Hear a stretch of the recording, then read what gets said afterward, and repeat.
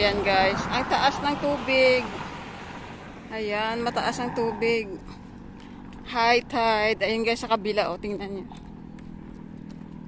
Ano din yan sa kabila yata, mga fish pond.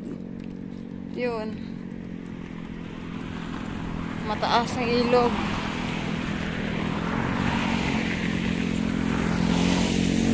Mataas yung tubig kasi high tide. Ayan.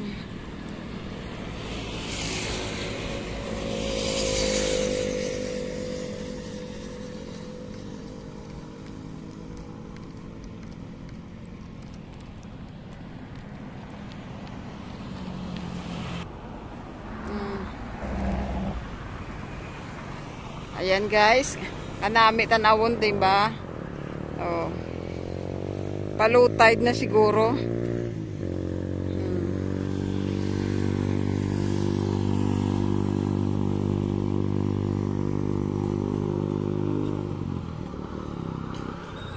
Kanami tanawon guys ang bukid to sa piyak nga ano, naga-fog siya, naga-blue.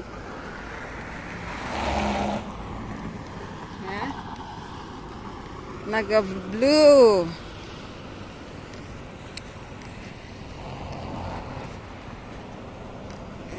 Siguro ano na nga ang oras natin.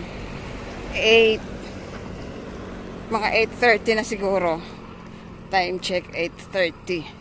Basa yung ano. Basa yung mga bricks.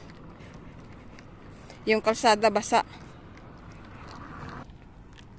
Ito yung isang bridge pa guys, oh. Ayan. Soon to open na din ito siguro. Pinapatigas lang.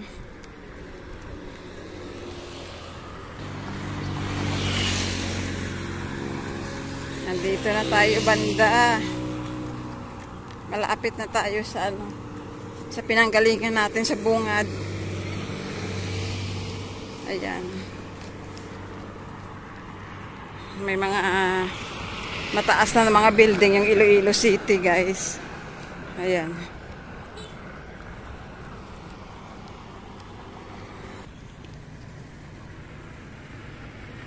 Ayan. Ayan guys, oh. Ang ganda ng mga mangrove natin. Ayan. Alive na alive.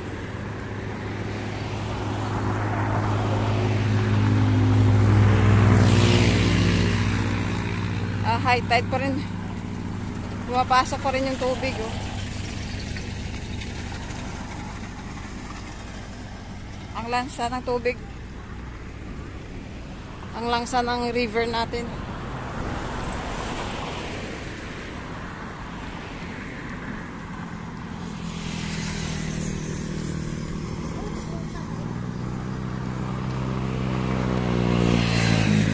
Ayan yung sasakyan na yan, naglilinis sila ng mga public toilet.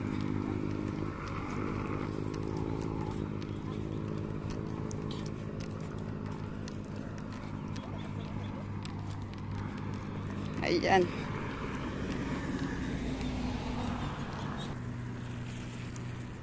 Diyan nagbabantay yung iba nating mga barangay official. Diyan nagbabantay sila. Ayan ang kanilang outpost. Oh. Ayan. Ganito kaganda tingnan pag-araw dahil walang mga sidewalk vendors. Pero pag gabi, naku, mula doon hanggang doon kanina sa may mga bahay-bahay doon yung mga sidewalk vendors natin. So parang hindi ako nagandahan sa gabi. Kasi ang daming vendors. Para na siyang palengke.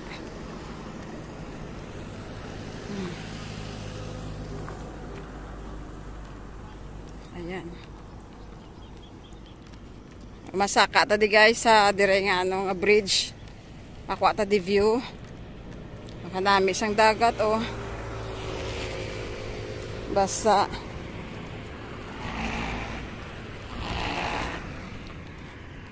So yung ang duha ka amo sini nga bridge dito sa may ginagyan naton kagina.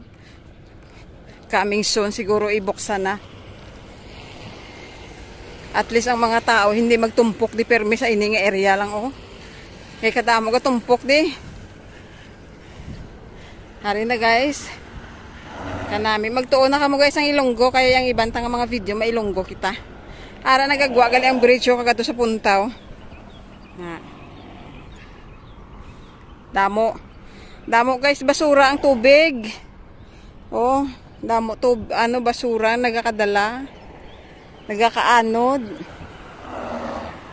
Ara nagagwa ang tourist ang simbahan sang mulo. Mulo na dira eh. Tapos, ayan dyan. Sabi ng asawa ko, pag wala ka daw ilang milyon yata dyan, hindi ka makapagpatayo ng bahay. So, ibig sabihin, mga mayayaman yung mga nakatira dyan sa subdivision na yan. Ilang milyon ba yun? Para makapagpatayo ka dyan. Yan.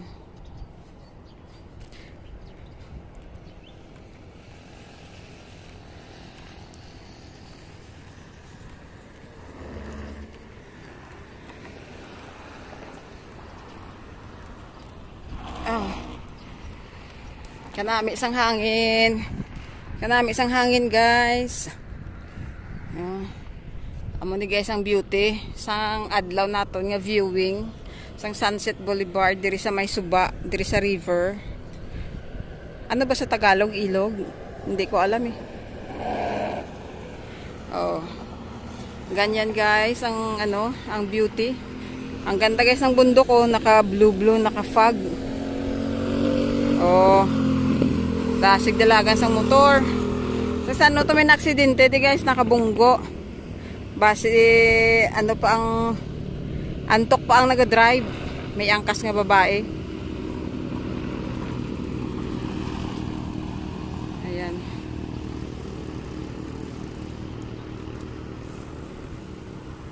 At saka yung building na yan parang mga residente yata dyan, mga condo units. Ayan yung bridge sa kabila. Kita nyo guys. Ayan yung bridge. Bridge yan galing Mandurriao to Molo, Iloilo City. Ayan.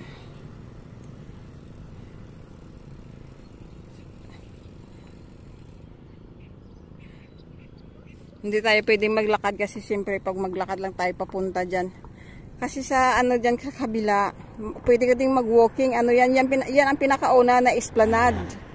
Yan ang pinakauna na bukas noon. Esplanade.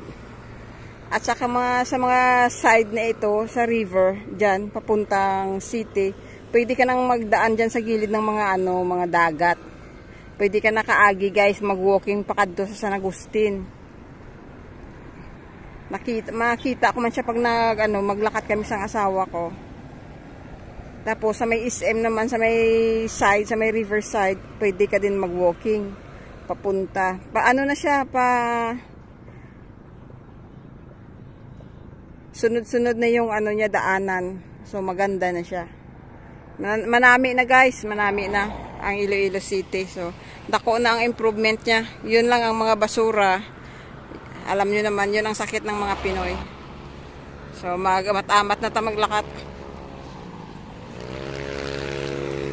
Ayan.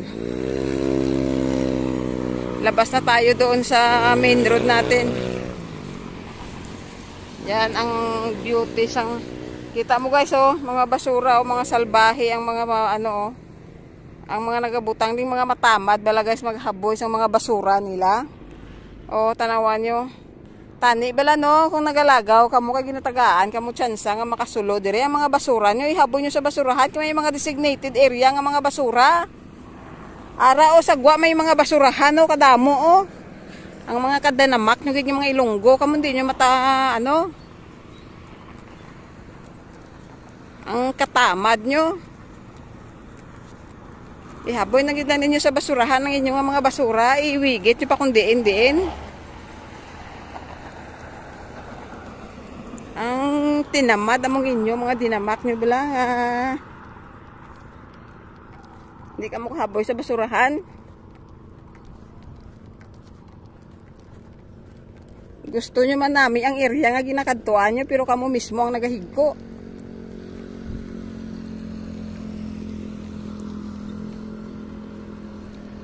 pagwa na kita guys sa area. Ara ng aton nga kuan o nagalimpyo.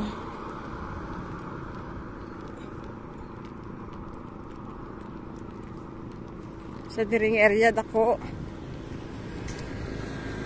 Amo na gusto sang bata ko ang amon nga mga aso.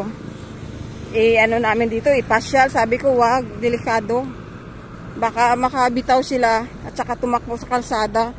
Daming sasakyan. Kaya ayaw ko dalhin dito yung mga aso ko. Kasi allowed naman yung mga aso, ilagyan mo lang ng diaper. Kasi hindi ina-allowed ang aso dito. Pero marami pa din nagbibit-bit. Basta lagyan lang ng diaper yung aso. Ayan. Cause I've been living life right like I